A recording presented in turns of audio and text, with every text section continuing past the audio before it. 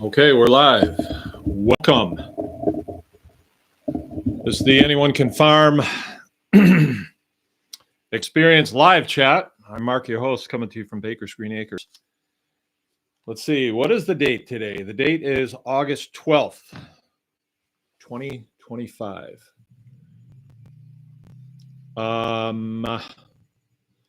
Yeah. Today's one of those days where I had one thing after another going. And then I thought of a really good topic to talk about tonight. I thought of a really good one. Jill said, "What is it?" And I said, it's, and then I thought, well, it'll come to me. I had a whole train of thought, it'll come to me. But you know what? It never did. And I just came up from the last people that brought in a load of chickens. Oh, somebody's sighting a rifle in out there. It's Frank, actually. So I don't have a prepared subject for tonight. And I thought, oh, I'll come up with something. But you know what? I never did. And I've been just going all day long. And so I really don't have anything to brief on tonight. That's just, it doesn't happen much, but it's happening today.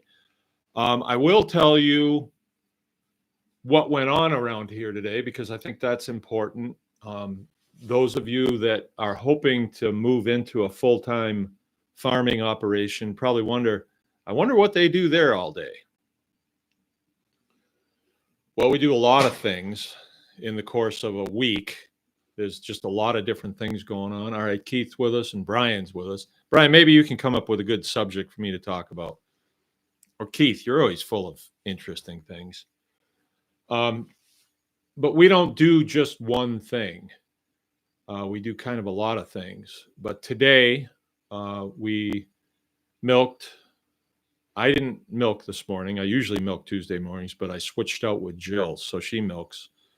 So I had 2 new herd shares come today, and I always sit down with them for a minute, go through the contract, and, you know, hear their concerns.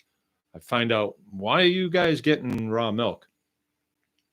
And those can usually take about an hour. It depends on how much they want to talk about and how interesting they are, and if they've got interesting points of view on things. But it took about an hour each. So I got them done today. I also cleaned out a barn yesterday. It's called the loafing area, and that's where our cows lay around when they're not out on the field, or if it's too hot and they don't want to stand out in the back paddock. So I cleaned that out, and I wound up with a mountain of manure. And so normally what I do is I start a new compost pile. And but before I wanted to do that, I wanted to clean out one of the areas where I have a lot of compost and just get that all spread. So last night, the last thing I did, and it was dark, and I did not turn the lights on the tractor. I didn't need them, but it was quite dark out, and I spread a load of compost. I spread probably off 6 loads yesterday. And then this morning, I had reloaded before I came in the house last night. And then this morning I went out and I spread 2 or 3 more. And then I got interrupted by rain. It rained. So I could have kept going if I wanted to get wet, but I didn't. And it was raining hard too. So I took a break for a minute, and I went down to the milk house and talked to Jill for a minute, and then said, oh, I know what I'm going to do. So it's raining pretty hard, but I have this overhang area that we built. And so my table saw was under there, and I needed to build some forms, some concrete forms that I've been thinking about since last summer. And so I started that process. And the process started something like this. I took a 2x8 or a 2x10, and I sawed it down to 28 inches. And then that 2x10, I had to run through the table saw and rip it. So I'd have 3-inch pieces. And then a little bit left. It was about 3-inch pieces, a little left over. And those are going to be the sides for this form that I'm building. So I'm making blocks that are 28 by 28. It's 28 by 28 block. So I started doing that, and I realized, this table saw is just not working. It blew the circuit breaker on it a couple times. I thought there's something wrong with this. So I sat down and I said, I need to see what makes this thing tick. And I took it apart as much as I could. I didn't want to get in too far, but I took quite a bit of it apart, and I could see, I see what's wrong.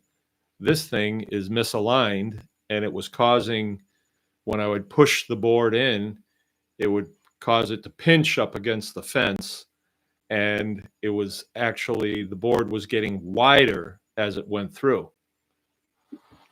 and it was stalling out the blade, and it would pop the circuit breaker. So I had to adjust that, but the adjustment was all taken out of it.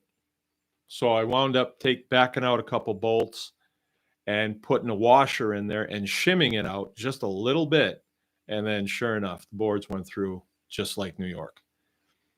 So I got all those cut, got them all assembled on the bench. Then I went looking for the screws I need to put them together. It turns out I didn't have any, which was too bad. And so by then it stopped raining, and I went out and I continued to spread until my first appointment showed up at about 1:30. And then that lasted, she had 3 little kids with her. That lasted about an hour, and then it was lunch. And by then the milking's done, everything's done there. We had lunch, and then my next person showed up right at the tail end of lunch, and then I had her for an hour.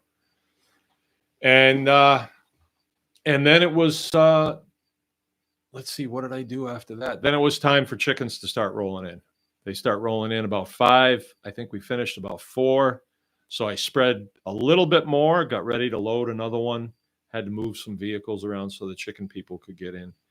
And then here they came rolling in. And we allow people to drop off between 5 and 7, which I really need to shorten that 5 and 6, because you wind up sitting around a lot just waiting for people to come.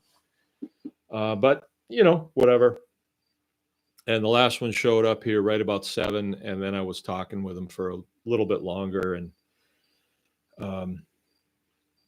I heard quite a few testimonies about the oppression of the state and things like that. But when I really question people, most of the time they're contract issues, most of the time. So this guy was telling me about his high fence deer hunting operation. He raises whitetails and then lets people come in and shoot them. And he's got a license to do it through the DNR. And all out of the blue, they told him that they wanted to TB test his herd. And he said, these guys are jerks. And I said, no, man, you're in a contract with them. They gave themselves, they wrote it into the contract that they could test your herd when they feel like it. Now they feel like it. So you signed up for that. So he kind of talked around it. And I said, you can get out of it if you want. You can ditch the contract. And then they don't have the right to test your animals at all. They could request, but you should turn them down, let them go to somebody else. Anyway, lots of conversations like that. More and more, I'm starting to see that something that a guy told me many years ago. He said, it's all about contract law at this strata, because we don't usually talk about, sure, I'll talk about that private market association. My thoughts on that, a PMA. We don't operate at our level, or we don't talk about things here about, the best way to rob a bank or how to manufacture methamphetamine. That's not what we're sharing. We're sharing things that are legal things. They're not illegal. So they are legal. And usually the problem comes when a person goes into this line of work and they defer to organizations like the Department of Agriculture and say, hey, what do I need to do this? And they'll say, oh, we can get you going with a license. And persons don't say to them, well, do I have to have a license? They don't say that. They just say, if a license is offered, you got to have it, like a driver's license. That's what you think. You think you got to have a driver's license. And I haven't hit the press to test on that one yet. I'm holding off till I'm 70. So another 5 years and I'll be doing that.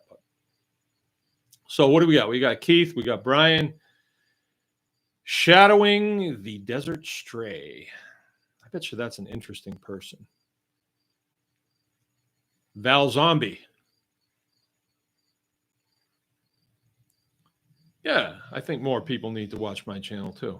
All right, well, let's talk about PMAs, or private market association. Ooh, private market association. That's not a PMA. Private market association. If that's what I operate, I do not operate under that. I think you're talking about a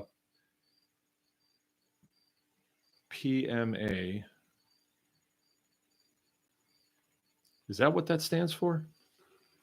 I'm not sure that does. Let me check it real quick before I go into it, because let's be accurate. I know people that do PMAs. I don't think it's necessary. I know it's not necessary.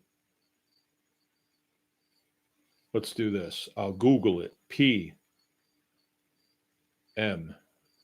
Let's see what comes up. PMA companies. What does PMA mean? Positive mental attitude. Positive mental attitude.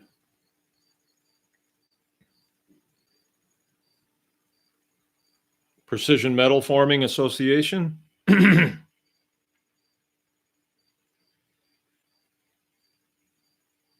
Pacific Maritime Association. Let's do PMA Farm. PMA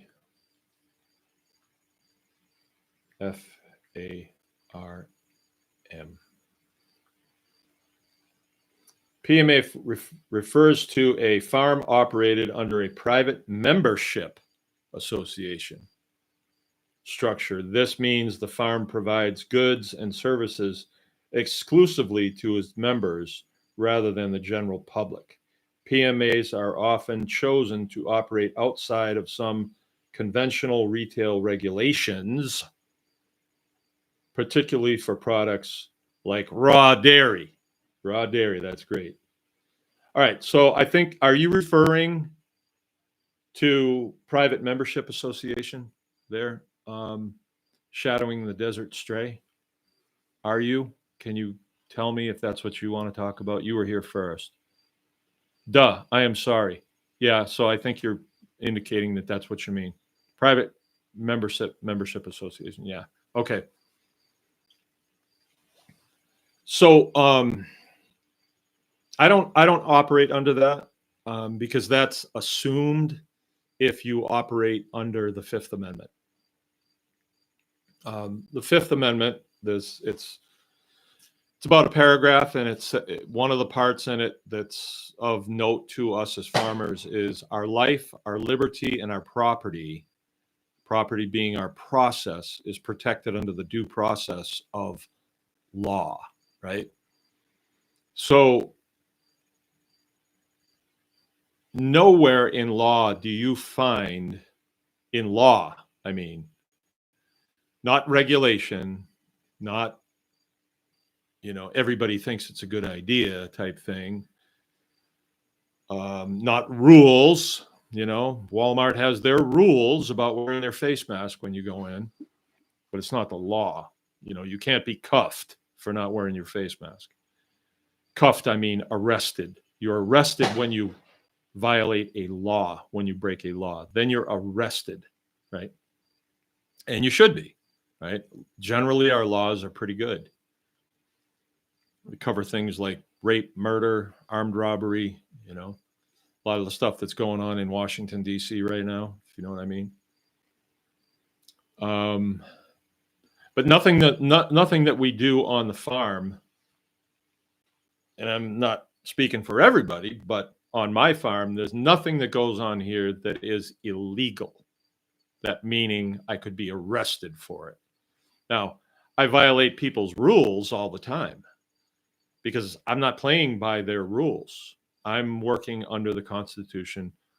Whatever is not illegal, I will do it at will. I will do it if I feel like it. And I don't have to ask anybody for their permission. Oh, yeah, this leads into something else. I had a good conversation with a township supervisor. He thought he was a pretty smart guy today. So you can operate under a PMA, and that means you're only doing business with people on your farm that are a member of your association. So it's a private deal. Like if you want to sell them a puppy, that's between you and them. If you want to sell them a back rub, that's between you and them. Now, you couldn't operate a brothel. You couldn't do that because that is illegal in this state. It's illegal. Prostitution's illegal. I think Brian would know. I think it is. I don't know. I haven't looked into it. I just have a need to. So yeah, you can do that, but you can also come out with the same effect as if you operate under the Fifth Amendment. Someone comes up my driveway to my store and wishes to buy something from me. Now, they're not part of my association. I don't need an association, but they're coming to me to buy something from me. Do I need to have the permission of township government, county government, state government, federal government to do that? Not under the Fifth Amendment, I don't. If it's not illegal, I don't need anybody's permission to do it. It shouldn't even come into my mind that I better get an okay on this. You are an American citizen, and there's a lot that comes with that, a lot of freedom that comes with that. But if you automatically defer to that part of your mind that thinks, ooh, I don't want to break the rules, I'll go ask. I'll go ask for permission from the Department of Ag. They'll say, oh yeah, you should have a license. We can hook you up with a license. As soon as you get in that licensing agreement with them, you've just given them the right to come in and criticize everything that you're doing. And under that license, they can say what stays and what goes. So you're actually handing over the reins of your operation to some outfit, and you're paying them to do it. So then the question would be, well, is operating a farm stand without a license illegal? You got to answer that question yourself. Is it illegal? Can I be arrested for operating a farm stand out in front of my house, or a lemonade stand or anything like that? Now, there's always horror stories out there, and organizations like the Department of Ag, they love those horror stories. They love it because it scares people, and people say, no, I don't want to get in trouble. I don't want to get in trouble. You'll get in trouble. Trouble. What's the worst that can happen to you? They're not going to put you against the wall and shoot you. They don't even do that for armed robbery, but they probably should, or rape or murder. Maybe it'd be a good thing if they did. So I don't see a need to do that private membership association. I don't see a purpose in it. Now, herd shares are something like that. They say, oh, raw milk selling raw milk to the end user is illegal. But if you're in a herd share and you're selling a share of the herd, well, that's okay. Now, why would the state come out and say something like that? They do that because they want to still maintain a semblance of control. Because they don't want to admit, but we really don't have any control. If somebody wants to milk a cow and sell the milk, there's not a damn thing we can do about that because they're American citizens and they're protected by this here Constitution from us. So there's not a damn thing we can do about that. So that's why the whole herd share thing, they finally say, okay, you can do herd shares. Okay. But still, if we need to come in and look, we can. No, you're not looking at anything. You're not even coming on my property. It's sort of like when your mom says, when you say, I just want to stay up for another hour. And she says, well, you can stay up as long as you want, so long as you're in your bed with your head on the pillow. And you can stay awake all night long if you want to. I can? Yeah, you can. But you will be in your bed. Okay. See, she still got control because what she really wants is bedtime. She really wants you out of there so she can tune in reruns of The View probably and catch up on that. So, yeah, I don't see any reason to do that. I really don't. Now, does a PMA preclude the restrictions that you're going to run into? Let's say that you raise something and chickens, let's say, and you take them to a restaurant in town. You butcher them yourself, take them to a restaurant in town. You want to buy some of these fresh chickens. They'll say, yeah, we'd like to, but the health department, who we have a contract with, says that we can only buy from producers who have processed the chickens under the supervision of the Department of Agriculture. So we'd like to buy them, but we can't because what our contract says. So you'd be dead in the water there. But I say this all the time. You don't want to be selling to those guys anyway. No. If you sell to a restaurant, they're used to buying their food from like Gordon Food Supply, Food Service of America, and so on. And they get chickens at this much per pound. Well, you can't even get close to that and what it costs you to raise a chicken, right? So they'll say, well, I would buy them from you. I get them from Gordon Food for this much. Can you match that price? And you, in your hurriedness, say, sure. But then you push the pencil when you get home and say, I'm losing money on these chickens. I can't really sell them to these guys. I can't operate at a loss unless you're looking for bragging rights. And I fell into that. I did that one time. We had a restaurant up in Traverse City, and I was kind of into the whole community thing, and they had a blackboard in their restaurant, and they'd put your name on there that you were the supplier of chickens. And so you thought, wow, great things are going to happen to me now because my name is on that. You know, nothing ever came of it. Nobody even knew. I don't think anybody even looks at it, you know, while they're eating their chicken. Oh, this came from Baker's Green Acres. I guess I'll have to send them a check in the mail. Well, they don't do that. That's not, you know, but you do get bragging rights, right? My chickens are at the cook's house. Yeah, the cook's house buys chickens from me. You think Gordon Food says, well, the cook's house, they buy chickens from us. The finest quality chickens that China can produce, they buy from us. No, they don't say that. They just sell them. So I say don't even bother with restaurants. What about, say, a retail store? The same thing. They're used to buying from their regular supplier. You go in there with fresh chickens and you say, we'd like to buy some of these. They say, we'd like to, but our contract with the health department says that we can only buy from, you know, these guys. The guys that are, you know, Department of Agriculture certified, right? Or approved.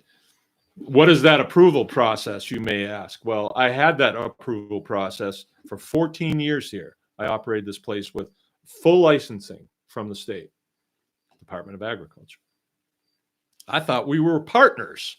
Yeah, they would come here and say, wow, this is really great what you're doing here, until they saw something they didn't like, and they'd say, you're going to have to change this. And it was always stupid things, really stupid things. But then one day I surrendered the license. I said, I no longer want to be in a contract with you. Oh, you won't be able to sell your chickens at the farmer's market. Oh, you won't be able to sell your chickens at restaurants. You won't be able to sell your chickens at retail stores either. And I said, you know what?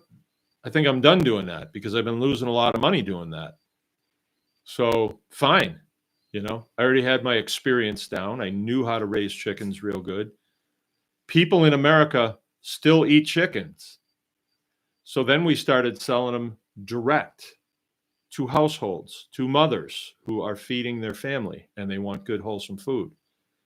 And they don't come in here and say, ooh, gee, they have it cheaper on the shelf over at Walmart. I think I'll go with the Walmart. No, if they're coming here, they know that I will walk them out to the field and show them how we raise them. I'll show them this is the feed that they get. Here's the clover that they eat. Here's where they're processed. Here's where they're bagged up, and direct to you. And we found that people who buy from the farm, mothers, are far more grateful than somebody in a restaurant that reads your name on a blackboard. Like, they're very grateful. You're actually a rock star to them. Why? Because they're cooking that in their home and they're feeding it to their kids, and they sit back and they say, I'm doing the best I can. I know this is better than the store, and that's the best I can do right now until I raise my own, maybe. So and a lot of them don't have time, or they don't have a farm, so they can't raise their own chickens and their own beef and their own pork and milk their own cows like we can. So when you acquire a customer base like that, of people that are using your products, and they say, those guys do a good job. And I'm reminded of it every time I take a glass of milk, every time I eat a chicken leg. Those guys do a good job. That is a far better marketing tool, because moms talk. And what do they talk about? They talk about raising kids and feeding kids. Some do, some don't. Some could care less, Wow, macaroni and cheese is on sale this week. Oh, get a whole cartload of it. That'll feed these rugrats for a while. Just go watch TV. Eat your macaroni and cheese, chubby. There's a lot of parents like that. Probably more like that, I think, from what I see. When I see kids actually rolling down the aisle in stores, whenever I haven't been in a store in a long time, but I know I do see a lot of chubby little kids around, and it's almost normal to see fat moms and fat kids. It's just, it's sad. It's actually sad. I had a lady come here today, and she was overweight, probably about 50, 60 pounds. And she's coming for a herd share. And I said, so what's the deal with getting raw milk? I mean, why do you want raw milk? And she said, well, my husband and I have been, we've been looking at things for a long time, and we're finally going to make the move to start eating better, and taking care of ourselves. I said, oh, good. How old are you? She says, I'm 23. I said, you got plenty of time. I said, you're starting at the right place. You've been told, stay away from fat and all of this stuff, and, eat a lot of cereal in the morning and all that. And that's not working. And she says, I know. Nice girl, pretty, but 50, 60 pounds overweight probably. And, she had 2 little kids with her and stuff. And so we got to talking about nutrition and about the really, she is just kind of waking up to, you mean they lied to me? I can't believe this. They lied to me. I thought that all I need to do was get a membership at a gym and I could be, no, that's not what you want to do. So I mean, the conversation opens right up. I'm selling milk. She's going to buy milk from us. She bought a herd share, but she was more than willing to talk about nutrition, and she kept telling me that, well, I mill my own wheat, and I bake my own bread, sourdough bread, 200-year-old sourdough bread. I'm like, yeah, okay.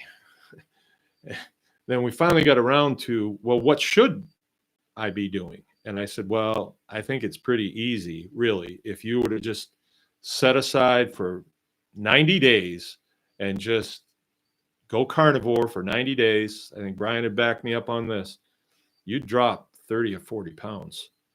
And then you can add in fresh vegetables, good ones, and kind of go from there. But ditch the macaroni and cheese, ditch all the bread, all the sweet rolls, and all that stuff that you've been eating, and get serious about this, because if you don't, you're headed for I don't know, the electric chairs at Walmart. You'd be having to push yourself around in those things. That's no good. You don't want that. So, I mean, she was in total agreement, and you could see things start to click in her mind. Like, she had no idea how digestion worked. And I was able to explain that to her by when we went into the milk parlor, and and she kind of saw the bedding on the floor, and it's not concrete. And I could see that kind of like, I said, I know you're looking at this and you might be thinking that this isn't the way you think it ought to be, but we broke the concrete out of here because when the cows are in on dirt with bedding over it, they're way more comfortable, for one. But the other thing is, when they manure and urinate in there, we can rake that up into a pile and then we can move it out. But then, the urine sinks in, and then the bacterial action in that floor takes over. And I said to her, you don't smell anything, do you? She said, no, I actually don't. It smells pretty good in here. Well, we had 10 cows come through here this morning, and I'd say half of them probably took a dump and peed. That's just the way they are. She's starting to kind of figure it out. And I said, your stomach is the same. You got to have a good load of diverse bacteria and other microscopic organisms in there to digest your food. And if you don't, your manure is going to come out and it's going to look like Cheese Whiz. And then you're not digesting your food. It needs to be coming out like a baby Ruth, and just kaplunk. Don't need to wipe today. That's how you know when you're eating right.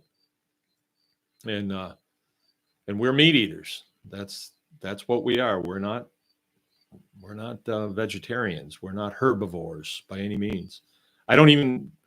Not even sure we're really omnivores. I think our bodies will tolerate vegetables, but I don't think you can survive very well. You can't thrive on just vegetables. And I mean, I was carnivore for over 90 days, and then I added stuff back in, and now it kind of reset my system. I'm primarily carnivore.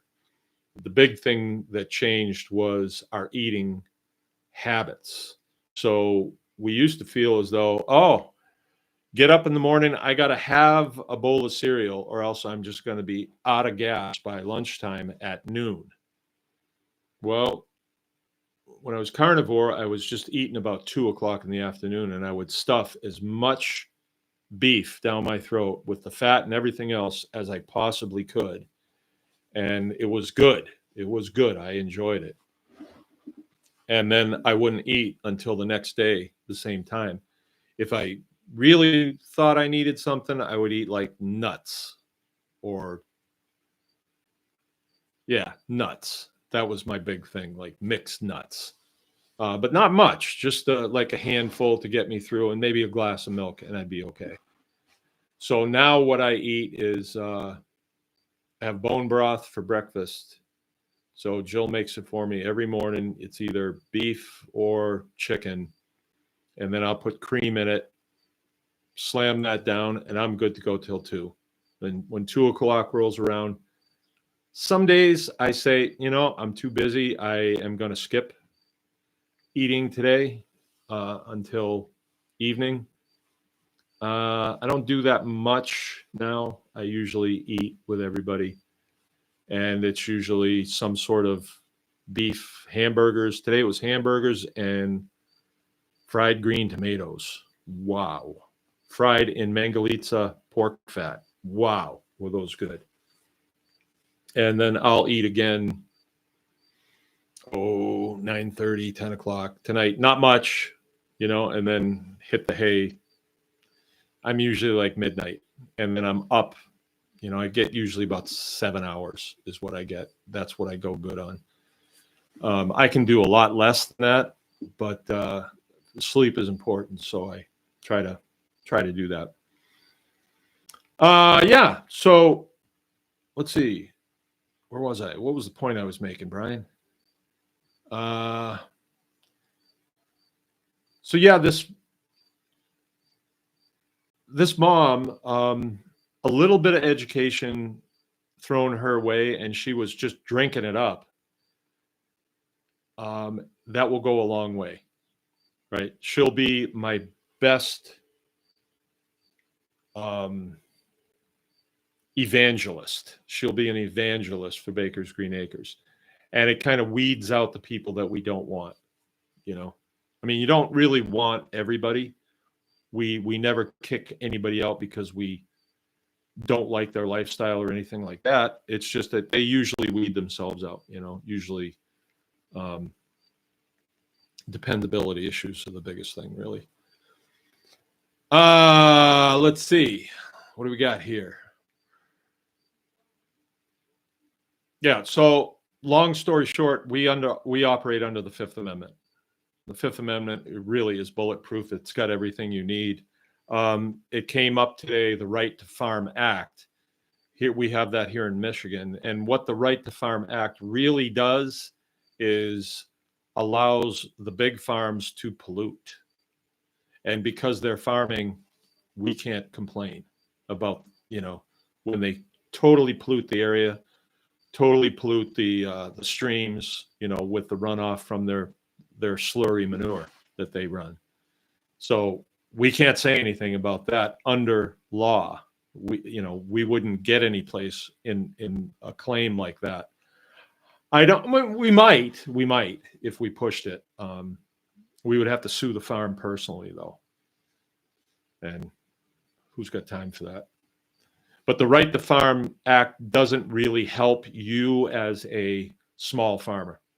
It really doesn't. You want to be operating strictly under the Fifth Amendment, and anything that's not illegal, tough. So I got in a conversation with a guy that dropped off chickens today, and he informed me that he was a township supervisor. This guy thought he was pretty important. And he had to slide in there, too, that he's also an engineer, right? And he was telling me a bunch of things about the challenges that he faces. And one of them, he says, our worst thing is blight, And I said, so meaning what? And he says, well, when people have junk in their yard, it's blight. We want to make the place look good. And I said, yeah, but isn't their yard their yard? Isn't it private property? And he's like, yeah. I said, well, what about the lazy boy that they have out there that the cat sleeps on and it's been out there for 10 years? Doesn't that belong to them? Well, yeah, he says it does. But how would you feel if you were the next door neighbor? I wouldn't be good with that, but I work hard so I don't have to live in a neighborhood where people do stuff like that,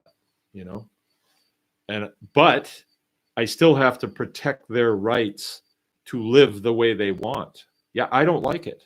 I do not like blight. But blight is very subjective. I have a neighbor lady over here, nice lady, and she collects stuff. I think I helped her husband move an outhouse from this property that was on this property when we bought it. And he said, my wife would like to have that. And it was this really tiny outhouse, old. And it was deteriorated in several places, and I didn't really want it. And I said, yeah, you can have it.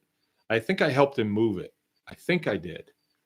But anyway, she set that up in her front yard and had it, her husband straightened it and shored it up and everything. And they don't use it, but it's just kind of an ornament that depicts farm life of yesteryear. And then she's got, gardens with farm tools strategically placed, and it looks really good. But you know what? If you haul all that stuff out of there and put it in a parking lot, that's a pile of junk. So she's got a pile of junk in her yard, but she's got it organized. So it's not blight. It's subjective. It's in the eye of the beholder. You know, somebody might say, well, that's looks like a bunch of junk in her yard. I think I hear my dad saying that. But I say, hey, it's her yard. She can put what she wants in her yard if she wants. She could put a Nazi flag out there if she wants. I mean, if it's her yard, unless Nazi flags are illegal, which they are not. I also have a neighbor. This guy's something else. And he flies a flag in his front yard, an American flag, and he flies it upside down because the people that he had voted for president, Kamala Harris and Tim Walz, because he's still got the yard sign out there, they didn't win. So he's distressed. So he flies his flag upside down. And it's offensive. And I know that's what he's doing. He's trying to offend people. He knows me, and he knows I'm offended by that because that is the international sign of distress. And the only time that we desecrate the American flag is when we're in distress, like a ocean-going vessel is in distress and you can't get a radio transmission out. Put your flag upside down. Okay, they're in distress. We better help them. So he's doing it now, and it's been 6 months, I guess, since the election, and he's still in distress. And I've thought about stopping over there and saying, you know what? That's desecration. You shouldn't do that. He's a senior NCO, too, in the National Guard. He knows better. But then I thought, no, in reality, that is a First Amendment issue. He has the right to do that, and I've got to respect that, his right to fly a flag that right here, that I feel pretty strongly about, not non-desecration of that flag, but he has that right. And he's trying to offend people, and he does. People have asked me about it, and I say, if you go there and you argue with him, you'll never get him to take it down. He'll just figure like, yeah, I got those guys because they voted for Trump probably, right? I thought about saying to him, gee, Kev, I didn't know that you were gay. And say, I'm not gay. And say, why do you fly your flag upside down? That's a gay thing. Didn't you know that? I thought about saying that to him, but he'd probably figure it out after a while that it's just pulling his leg. Anyway, this township supervisor, he was going on and on about, and I said, but you're not really the supervisor of the people that elected you, are you? And he said, well, no. And I said, you just supervise the people that work in that township office. Isn't that correct? And he said, well, yeah. I said, then it's not really any of your business what the people in the town do. You're there to provide a service, a public service to the people that elected you. You're not there to tell them how to live. And you should remember that, because you can get yourself in a lot of trouble if you infer in any way, shape, or form that you're operating under law, because you can have some real problems if you do that. I wouldn't mind talking about that a little bit to y'all, because we a lot of times talk about contract law, and 90% of the time that's what we're going to be dealing with in this business, so long as we're not breaking law. We're not breaking law, like criminal law, like rape, murder, armed robbery, things like that. We're not manufacturing anything that's illegal, that is a controlled substance, like methamphetamine or any drugs, anything like that. If we're not doing that, we're good. And I don't think any of us really want to do that, because if we did, we wouldn't probably work hard on a farm to make a beautiful system. We would just be trying to, I'm going to make some methamphetamine and I'm going to sell it, and then I'm going to, buy some drugs with it. That's the type of person that does that. And they're to be dealt with by law enforcement. Law enforcement deals with people who break the law, right? That's what they're there for. That's good. I'm glad they're there. I'm very pro law enforcement, because I don't break laws. I just don't, speed once in a while, maybe, but usually I don't even do that. I don't need to. There's too much other good stuff to do. But when it comes to farming, a lot of times you will have people that feel as though they need to tell you what to do,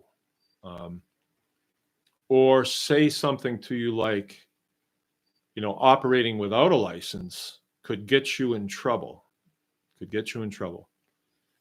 So anything that is not illegal, I think we've determined this, and I think this probably makes sense to most people. It's not illegal. Have at it. Knock yourself out. Do it as much as you want.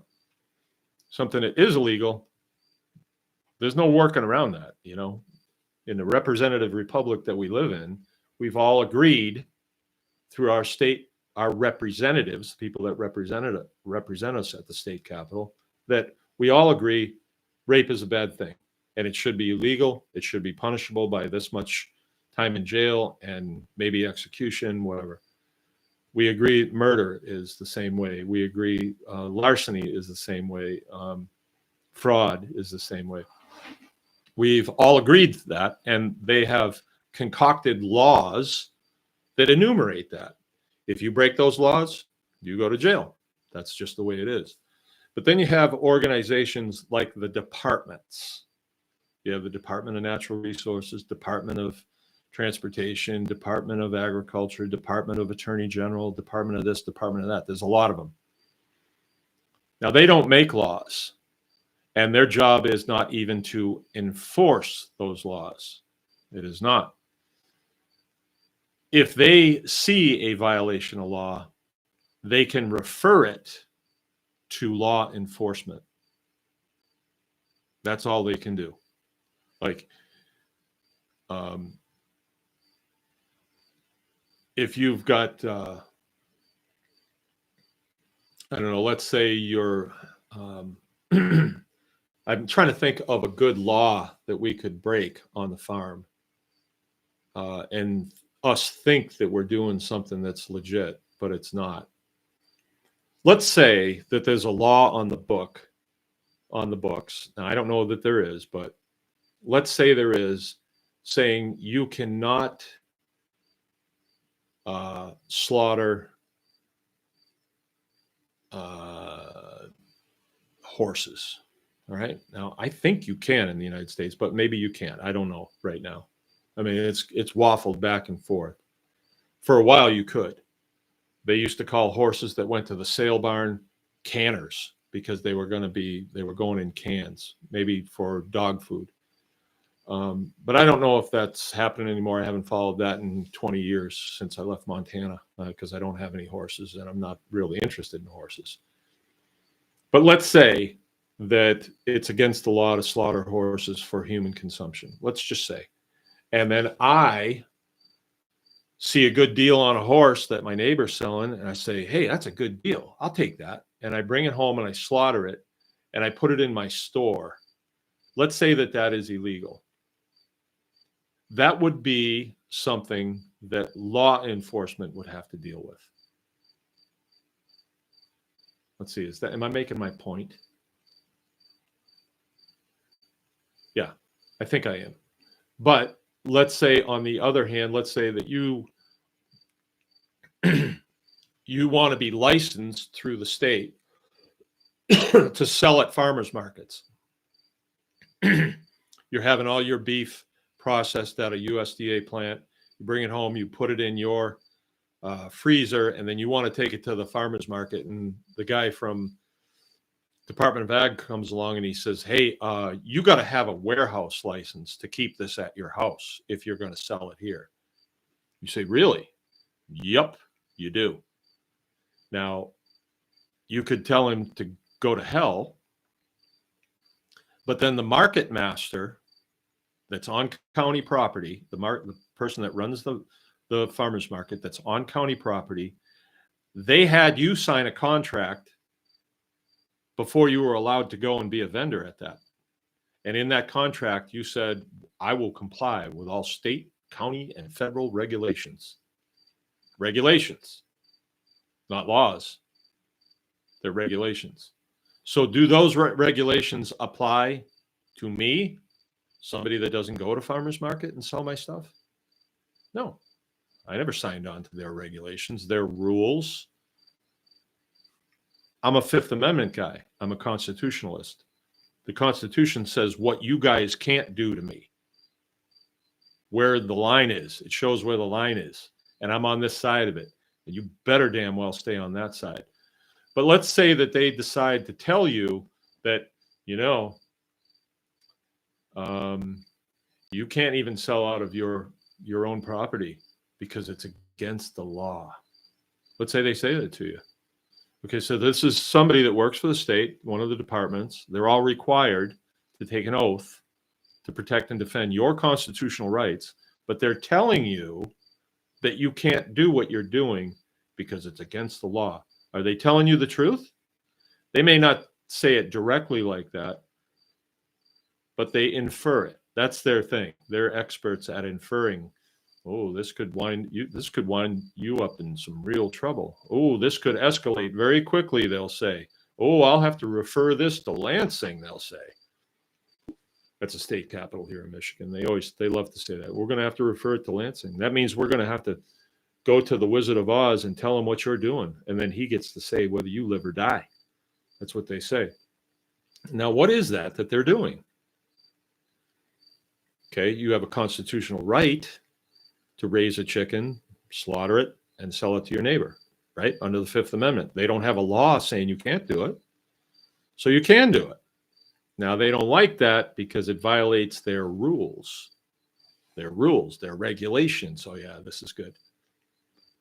So what they're doing, in effect, is through their speech, they are degrading your constitutional rights under the color of law. So they're inferring something, and because they are an oath taker, they're an official that works for the state, used to be public servants, now they're officials. They're inferring, they're degrading your constitutional rights under the color of law. And you think about that, that's a no-no. That's a big time no-no. So what can you do about that? What can you as a citizen do about that? Oh, I'm going to call their boss and tell on them. Their boss is part of the same organization. It's them against you.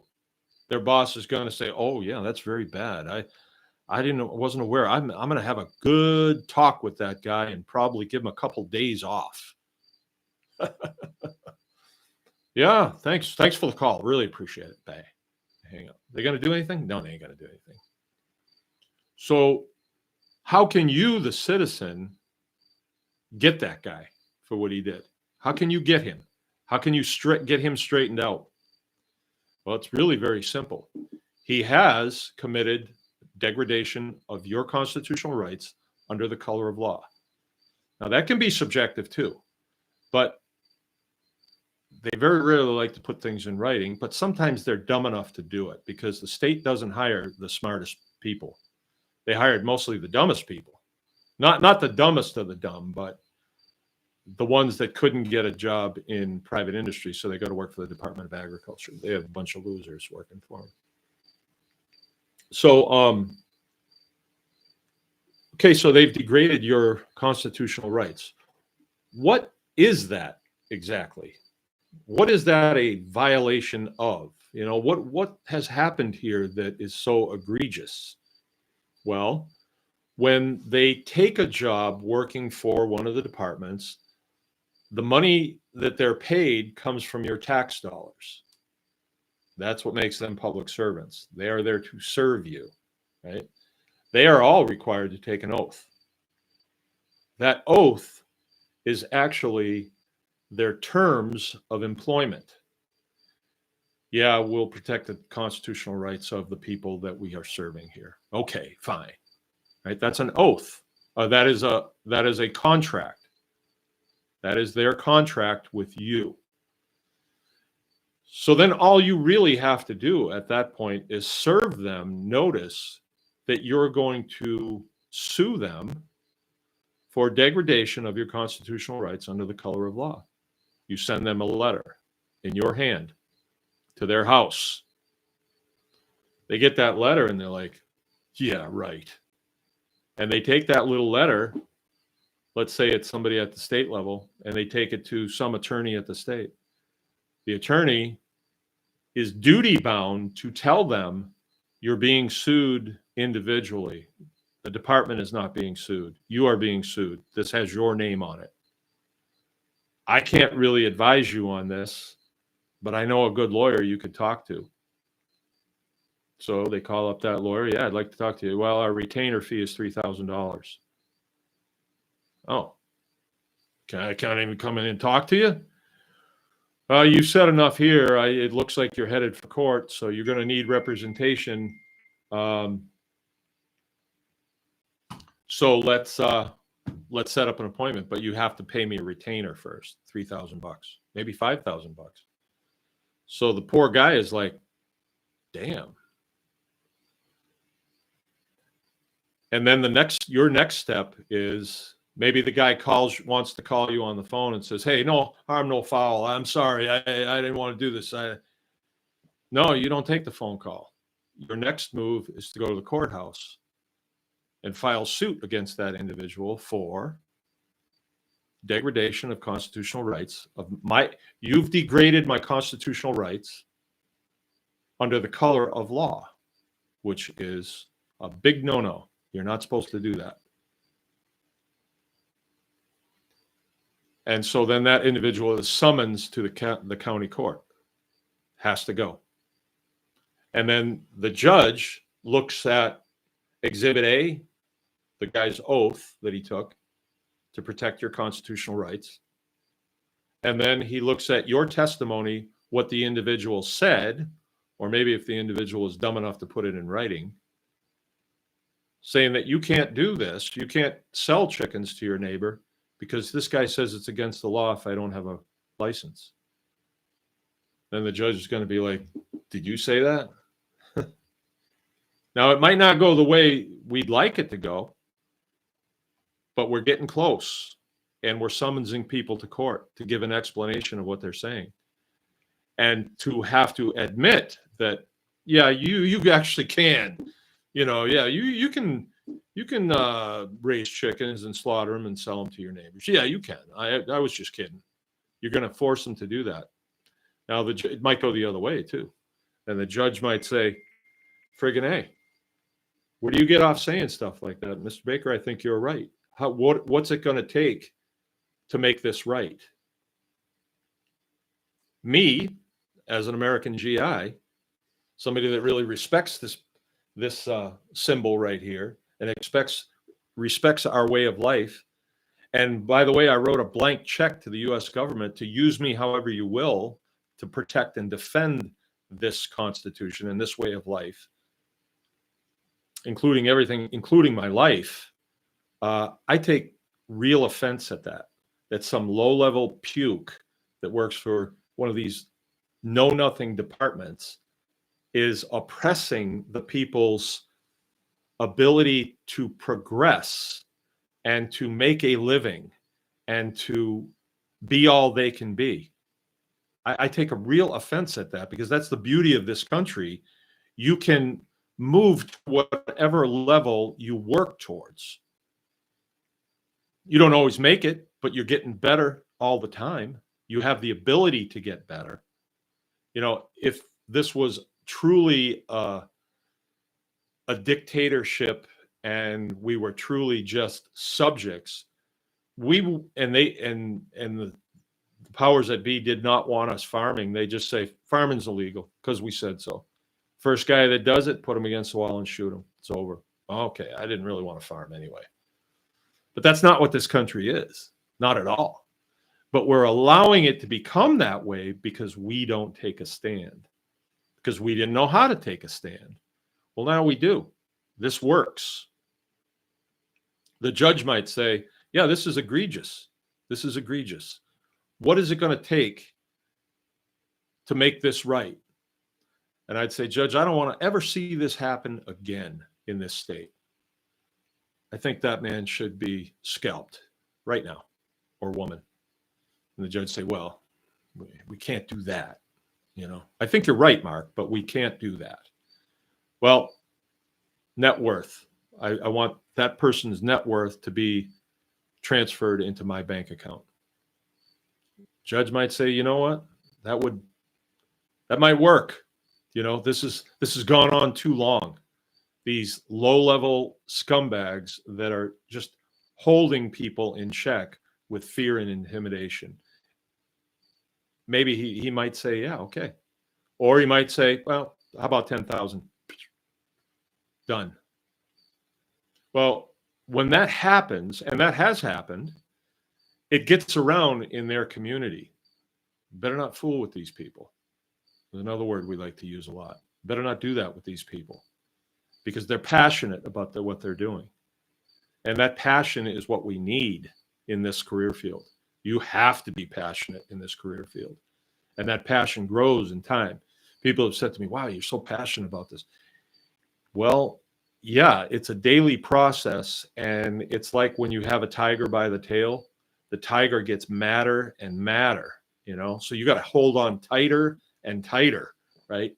At some point, you know, you make an exit strategy. Okay, I'm going to let the tiger go, but I'm going to make sure I have this cage to be in when I do let the tiger go. So your passion does grow. My passion as an American has grown. And I don't think I had this passion when I was active duty, because I was very young and I had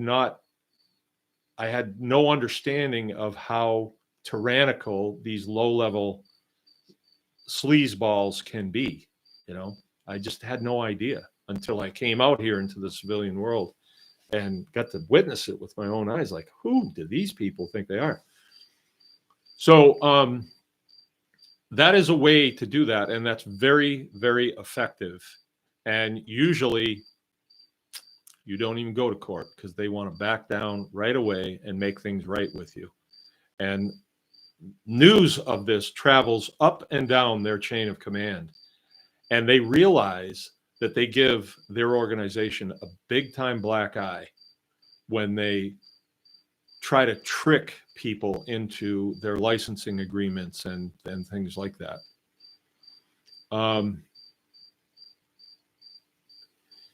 The nature of American people is way different than other countries that I've been to. They're like Southeast Asia, Korea, Japan. The way the system is set up there, it's set up so that there is no thought process involved with the day-to-day business of being a citizen in that country. It's like, this is the way it is. This is what you do. Don't even think about stepping outside of it. Don't even think about it. And when let's say South Koreans are dealing with their government, they don't fool with them. They don't fool with them because they don't have a constitution like we have that protects them from their government. So government, I don't mean at the highest levels that are oppressing the people, but it's usually at the lower levels that they're oppressed. And, they want you to get permits for everything that you want to do. You want to put a window in your house, you got to get permission from the township to do it. And the township might say, no, not that window, this window. And believe it or not, I've actually heard of that happening, firsthand accounts of that happening here in Michigan, in a township where the township supervisor got bounced out of there. And I had quite a bit to do with that.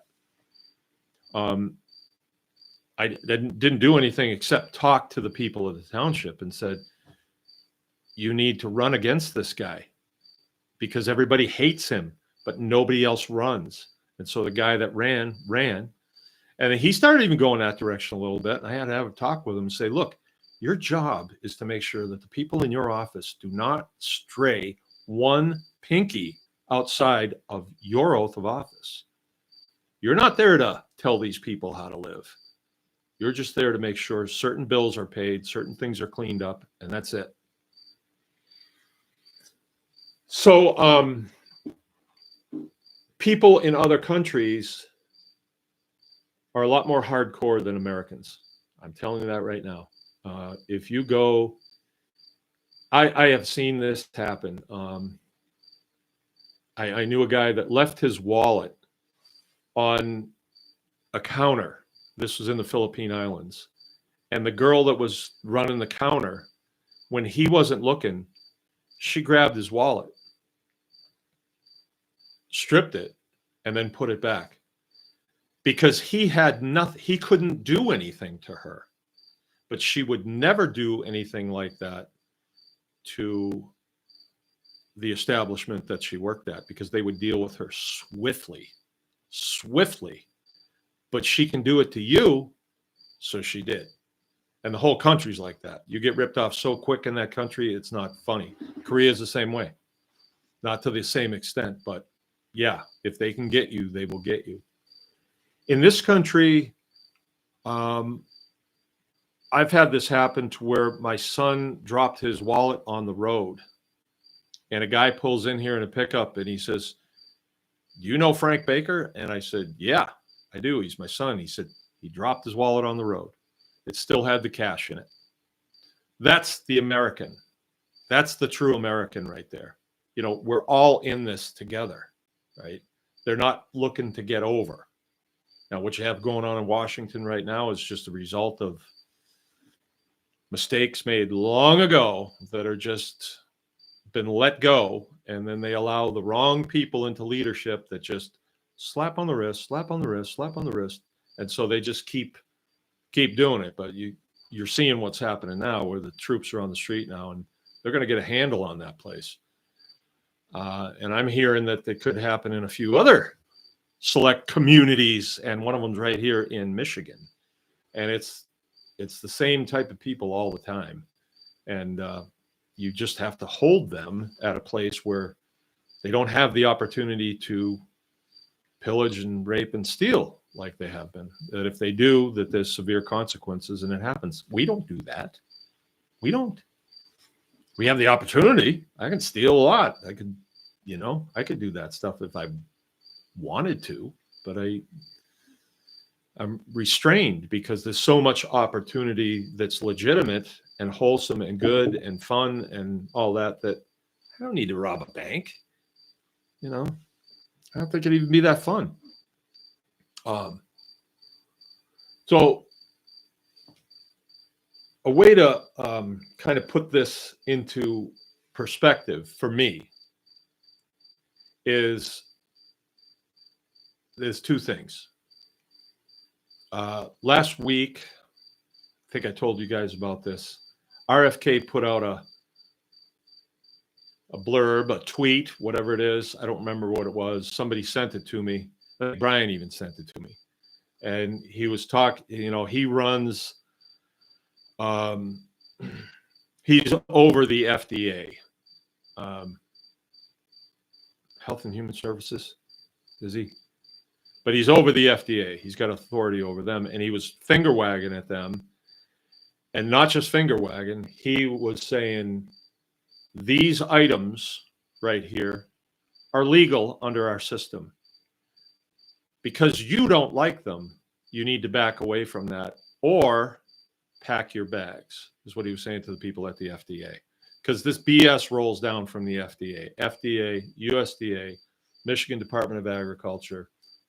And if it did roll down further, it would go to the health departments at the county levels. And one of the items was raw milk, right? If they had a law, in other words, if raw milk was a controlled substance like crack cocaine, then there would be no issue here. It's against the law. But it isn't. What is it? What is the FDA doing? What are they doing? They're frowning on it. We frown on it. Oh, we frown on that.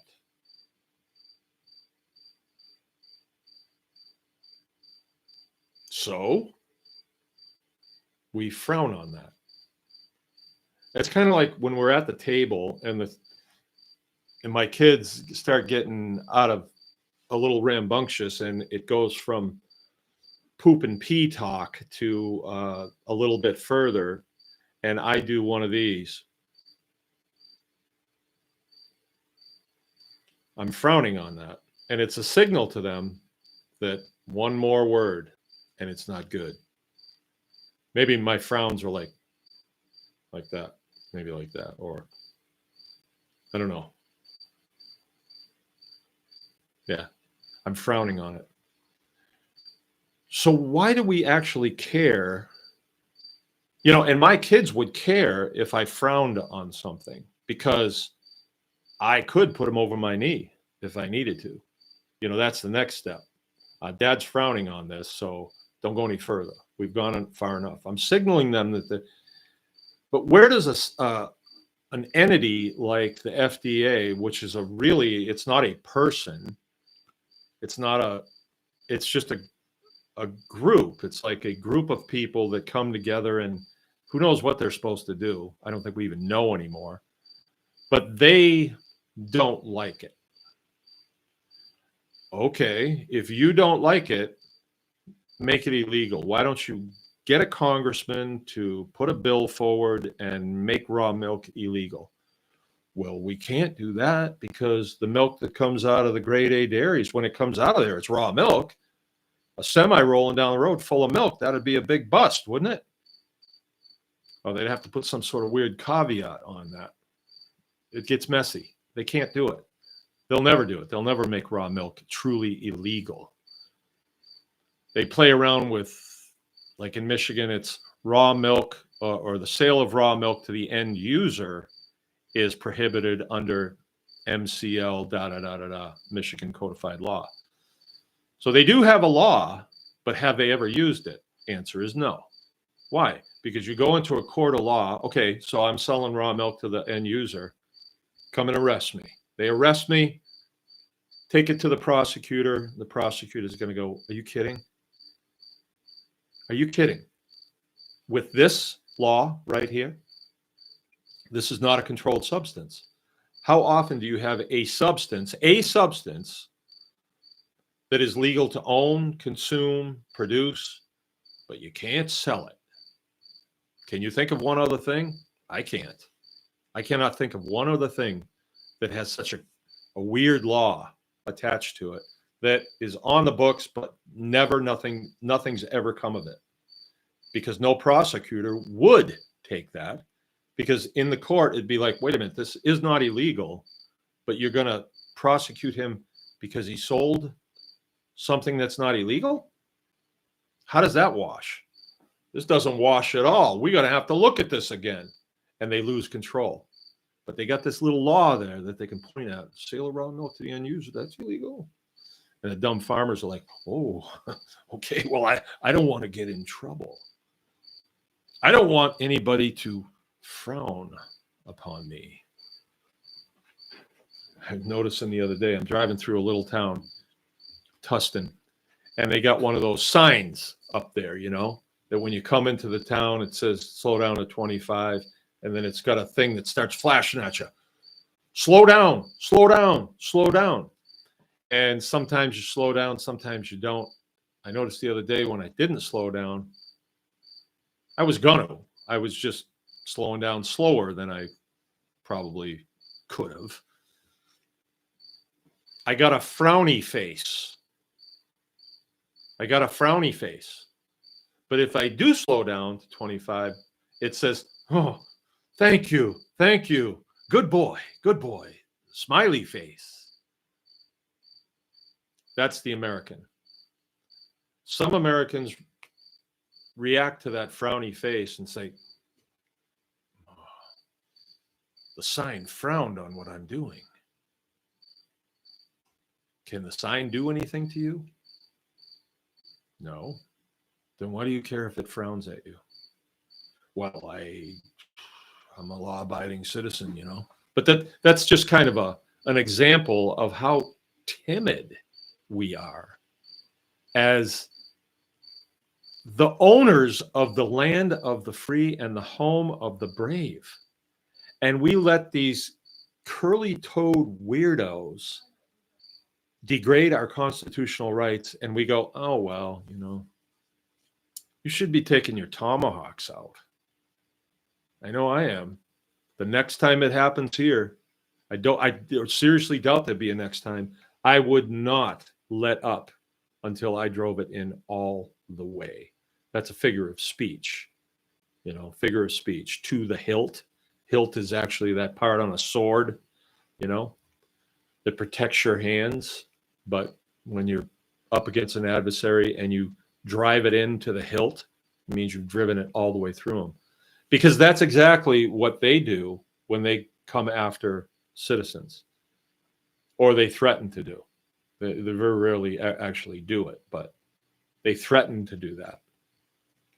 So, yeah, that's my thought on that. And, you know, you're free Americans, and then it's about time you start acting like it is all I can say. Do I need another table saw? If it's better than mine, I sure do. Mine came from the secondhand store, and I paid $80 for it. It's a Craftsman. I've had it for a long time. It's pretty good, but it's not great. If you got a good one, I think more people in America need to watch your channel. Hey, I think I read that before. Yeah, you're right. Michelle Dupree, I'm pretty sure it's private membership association. Yeah, we already. I think that's what the Amish farmer who had his farm raided in Pennsylvania operates. Okay, let me comment on that a little bit. Now, Michelle, you don't take this personally, but I think that you've probably read the accounts that you have seen. Like, you weren't there and you don't know the whole issue. I do, because when that happened, I made a few phone calls and I wanted to find out exactly what happened, right? So the way it's presented to you, the guy's working hard, milking cows, his wife's in the kitchen making cheese, and all of a sudden a bunch of black SUVs pull out. The guys jump out with AR-15s. And then they took all of his stuff. They shot his cows and they pistol whipped his wife. No, they didn't go in that in depth. But they did use the word raid. Raided. You were raided. No, that's not what happened. I know this guy. He's been selling stuff across state lines that is prohibited by law for a long time. They could have arrested him, but they went to him and said, hey, you're not supposed to, don't do this anymore. Here's the law that you bring. Just don't do this anymore. And it was Marshal Service that actually presented him with the paperwork that You can be arrested for this. You're Amish, so you don't know. So we're telling you, we don't want to go down this road. And so he made an agreement with them that he wouldn't do it. But then he violated the agreement. He kept doing it. And then he went to the media and he said, poor me, I'm being oppressed. Look at this. And the donations started rolling in, right? Last I knew, he bought a new spread for about $1.5 million. Yeah, it wasn't like they said. But did the department correct it? No, they don't, because it scared you all. It scared you, Michelle. Yeah. But he had an agreement with them, and he violated the agreement. And that's why, under the agreement, they said, if you do this again, we're going to confiscate all this stuff. We're going to put you out of business. And he said, yeah, okay. He said, I won't do it anymore. And then he kept doing it. And by the way, he was not a farmer. He was what's called an aggregator. The two girls down in southern Michigan, they're the same way. They come off as farmers, but they're not farmers. They have a warehouse. They buy from Amish people, and then they resell it. And they were doing the same stupid stuff.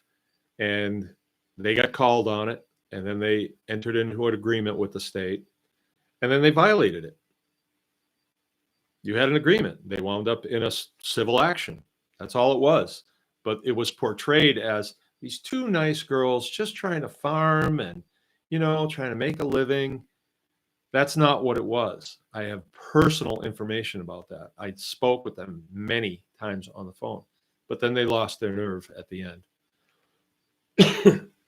So it wasn't what you thought. And you never hear the state come out and clarify what the story was, because they benefit from the amount of fear that it puts in you guys. They don't care that they have a crummy reputation. They don't. None of the people that work for the Department of Ag are like wearing their Carhartt jackets around that says Department of Agriculture on it. They're not proud of it. They know nobody likes them. So that's why it's happening. But this whole thing, like, you're an American citizen, you're a free person. And if you understand the document, the Bill of Rights to the U.S. Constitution, which is the supreme law of the land, if you understand it, you must read it first, which requires that you download it from your computer. It's just one page, and you read through it, and you're going to be like, holy smokes, I didn't know that's the supreme law of the land right there. But then you turn around and opt out and go with a licensing agreement with some other entity. And you think, well, they're government, so they must love the Constitution. No, they hate the Constitution. They want, Department of Agriculture wants control of agriculture. And they don't want control of small farms. They want small farms to go away and just control massive farms, big corporately held farms. And that's a big suck fest there. They love each other, and you're the person, the public is the one that gets screwed on that, because you get crummy food and you have no recourse. You can't opt out of it. If they're the only game in town, you can't opt out. But we think small farms, we know small farms, we have a right to exist. You can't stop us, right? And the more small farms that you put out of business, hey, the more business for me. So in a way, they're kind of working for me. Like, they can't touch me, right? All right. Okay. Shadowing the desert stray. Mark, do I even need an LLC or a business name, or can run the egg money, for example, into my tax statement as income? No, you don't need an LLC. You don't need to do that. You're operating as you, right? An LLC is an entity that you create, supposedly, that if somebody, you're selling eggs and somebody sues you for a bad egg, that your business is the chicken coop and the basket that you collect eggs in. So that's all they can get, but they can't get your home. So that's why LLCs are big, is because people think, well, I'm going to protect myself, right? Well, my business, I'll just go from what my business is. My customers really like me. If they don't like the business that the products that I provide, they just don't do business here. But I really don't think there's one of them that would sue me if they got a stomach ache. Oh, but their insurance company might. Well, there's really not much to get, So if I had a big insurance policy, then it's insurance company against insurance company, and they have a suck fest and they settle, and then my premium goes up. So that's not a good route to go either. No, I don't think I would do an LLC or anything like that, because then you put yourself on the radar with your government, and I don't see a purpose in doing that. If you're selling eggs and you're going to claim those on your taxes, I don't know about that. I don't know how much I would say about that publicly, but I guess you should claim every egg that you sell. Be a good citizen so they can funnel your money to NPR. Organic fed soy-free eggs are $12 a dozen in Frankenmuth. Well, that's good. That's good.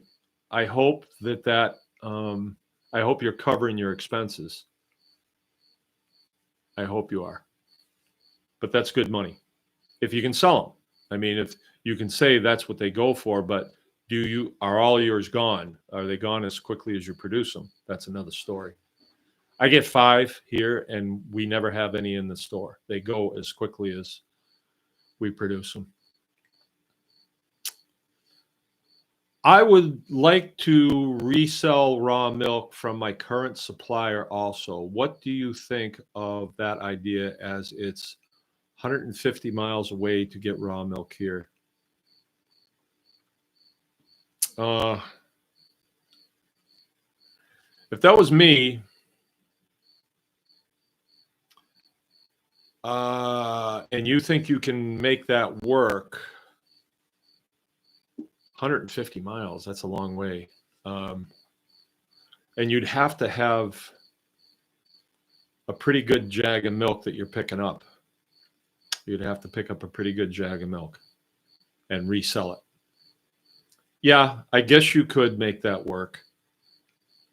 But if you're paying $10 a gallon for the milk and you mark it up 5, if you could get away with that and people would still buy it from you, maybe. But I think you'd be better off getting some cows and starting up your own herd share, honestly.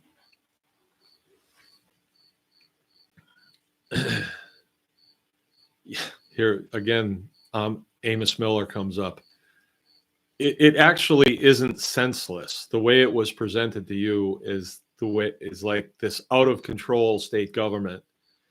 No, he was under an agreement with them, basically a contract, and then he violated it. And they told him what they were going to do, and then they did it. And then I think he set it up because then he could go to the public and say, poor me, and I need donations for legal thing. And he got him. He got him all right. The poor Amish guy. Them guys are shrewd. Don't forget it. Michelle Dupree. Oh, wow. I know Joe Salve. Joe Salve. Oops. Amos Miller was selling to members that paid a fee. Right. Yeah, but he was selling across state lines. Now they got laws to cover that. There are laws, and you got to respect those. That's Department of Commerce right there. Salatin said his mistake was signing the agreement. That's something that Joel Salatin and I can agree on, because that's true. He should have never gotten that agreement, but I think he did it. I think he had a plan. People I know that know him very well say he's not exactly an above board dude. And you'd say, oh, how could that be? He's Amish. All Amish are pure as the driven snow. Well, you don't live around them. We do. Your wisdom in this selling products needs to be spread to everyone. Thank you. Thank you.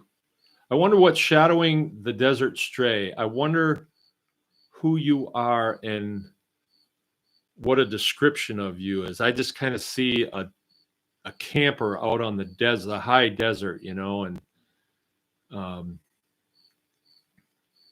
like Indian blankets draped over chairs, you know, and the desert sky.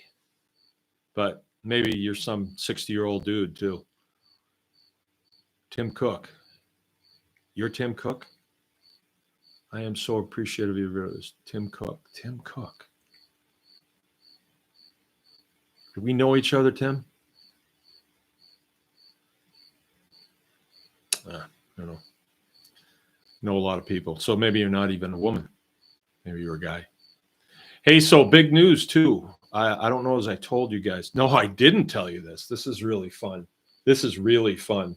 You want to talk about a small world, right? So last week, as I told you, RFK put that thing out about telling the FDA, you back off or pack your bags. Like, he's not taking any prisoners on this. They're not going to compromise.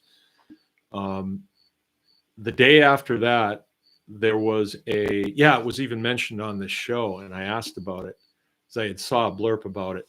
21 people hospitalized. The culprit, raw milk, happened in Florida. So think about that for a minute. If 21 people got sick in Cadillac, Michigan, eating at Popeyes, we have one of those now. I don't know if they'll ever support it, but would you hear about that nationally? Let's say 100 people got sick. Would you hear about that nationally? Answer it honestly. The answer is no, you wouldn't. Or a bunch of people ate coleslaw from someplace and got E. coli, you know, and a whole bunch of people got diarrhea and had to go to the emergency room and cried like, oh no, we need to sue these guys. I got diarrhea. You wouldn't hear anything about it. But the day after RFK came out with his blurb, this story hit and it made national news. The Cadillac newspaper put out an article on it. I can't read it because you got to pay for it, and I don't get the paper. But so it's like every news outlet is going to be like, oh, this is big news. This is big news. 21 people in Florida got sick on raw milk. This is huge. This is huge news. Right. Right. Day after that, I get a phone call. And I think it's a woman talking to me on the phone. So, can I help you? I says. She says, oh, this is so-and-so, Danielle something from the Cadillac News. And we're doing some article on raw milk. And, you know, we just happened to look on Google and your name came up. So we thought we'd come out. We'd like to kind of do an interview and, you know, get some pictures and stuff. And I said, I'm thinking, like, I know this is a setup. You know, they want some good dirt that they can throw out there because that's the mantra. We've got to destroy RFK. We've got a black eye for raw milk, you know. So I'm thinking about it as I'm talking to this woman on the phone. And I think, yeah, I'm probably prepared for this better than anybody. And let's say they come out here and take a picture of a dog turd on the lawn, and that's what they lead with in the story. I'm still going to win. I'm still going to win this one because the newspaper article will say Baker's Green Acres, raw milk. It's dirty. It's terrible. It's ugly. Mark's a jerk, everything. And people are going to read it and say, I think I want to see if I can get some raw milk from him, you know, because nobody believes media anymore. So I said, yeah, all right. Yeah, cool. Come on out. I said, are you bringing a film crew? No, it's just me. Oh, okay. So it's low budget. Maybe it's just the kid decided to do it. So anyway, I'm waiting for somebody at 9 o'clock. 9:30 rolls around and a Subaru pulls in. I'm not kidding you. and it's a dude driving, but he's pretty feminine looking, and he's wearing jewelry that leads me to believe that he's not exactly in touch with his masculinity, if you know what I mean. And very high voice and stuff, and carries himself in a certain way. And I thought, I don't know.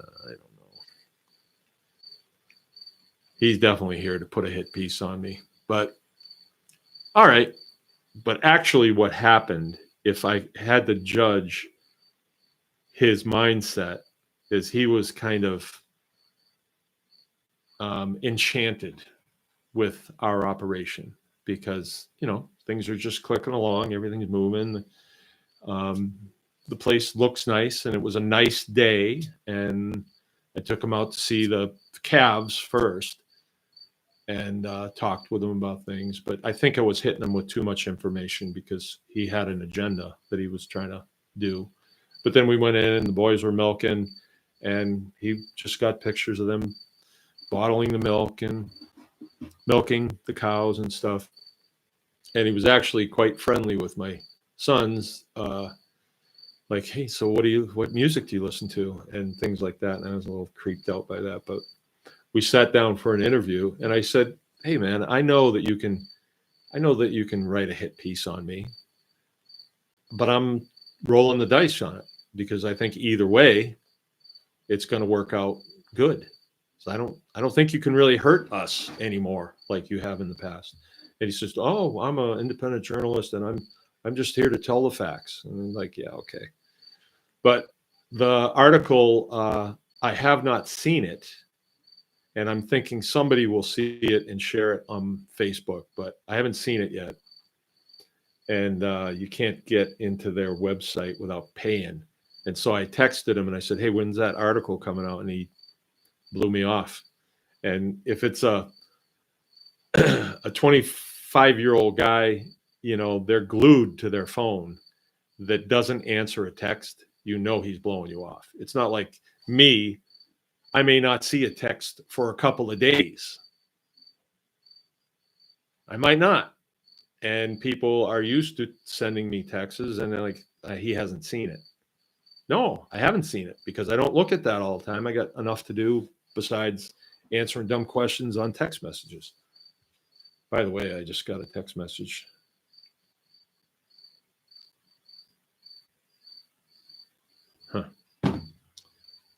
What's this? Is this something I haven't seen? This is from my oldest sister. Just checking with you. Hearing Nebraska and other states are going through tough times. Uncertain times. Are you guys okay? Terrible times for so many. What's happening in Nebraska? Did I miss something? I'll have to call her. Maybe something else happened that I didn't hear about. All right, well, 9:39. Yeah, I'm an hour and a half for evening when I have nothing to talk about. Let's see what else people said.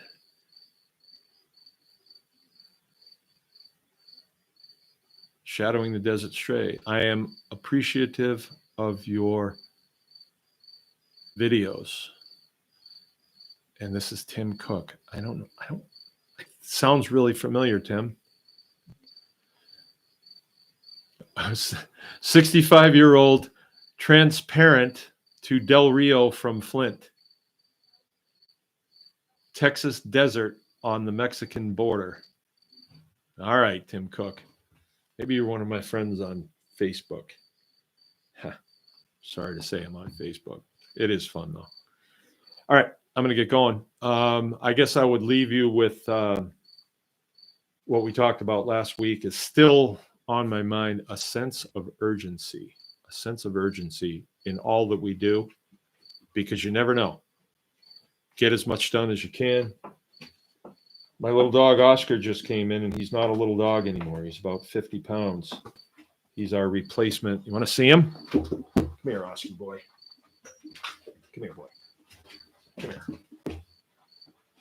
Oscar is oh boy. He's a big boy now. He's a Great Pyrenees. I call him a puppy, but wow, you're more like 85 pounds. There you go. Take a look into the camera. You don't know anything about cameras. Oscar was the replacement for Claire. And he's just a full male. And I guess the way I feel about the Pyrenees now, as far as guardian dogs, if you're not going to breed, which I would actually caution against breeding now because it seems like the market got flooded with them. I got him for free. The best ones are the males. They really are. The females, they have that time of the twice a year they gestate and they just get weird and you can't depend on them to do their job. And if you have males and females, then you have that thing going on, especially if you don't want them to breed and you got to keep them apart, but they still get weird, right? So we have 3 males right now and it's working out really good. And they're a 12-year-old, about a 3-year-old, and then the puppy that's about 15 weeks old, and it's working out really good. So we made some pretty drastic steps. We moved their security fence down to the barn because they're so big, and when they're up around the back of the house, they lay around and they smush stuff down. They dig a little bit here and there, and if they're under the overhang at the back of the house and they bark at night, it's loud. And, you know, they do need to bark, but we moved them down to the barn. So they're down about 50 feet, 75 feet. And so they're down there and they're kind of restricted. They've got the whole back of the property they can go into, but they just can't come up here. And if they can't get up here, they can't see the road. And if they can't see the road, they don't get excited when cars go by. So that was a problem too, because they would bark at every single car that went by. And not that we have many, but they would hear them coming from a half a mile away, and they would stand up there just to see this car go by and bark at it. And it got old. So we got tired of yelling at them, so we moved them back. And it's cut the barking down to about half, you know, and now they're focused more on what's going on the back of the property, which is what they're here for. We never hired them to bark at cars. All right. Michelle Dupree says, MM. And then she says, oh my gosh, love him. I love him. He's a good boy. His name's Oscar. He killed a chicken last night, though. He's still in the learning phase. Next year, this time, he won't even think about doing that. But as a puppy, when they've got a chicken running around, they almost can't control themselves, especially the males. Our females, they'll pick them up and carry them around, but he plays with them. He wrestles them and tosses them around and stuff. Before you know it, they're dead. And then he plays harder with them. And then, you know, winds up eating their head off. So he got his butt whooped this morning, big time, and yesterday morning. So that's kind of the price of doing business. Okay, I'm going to get going. Sense of urgency. Get out there, make it happen. Don't let anything hold you back. Anyone can farm.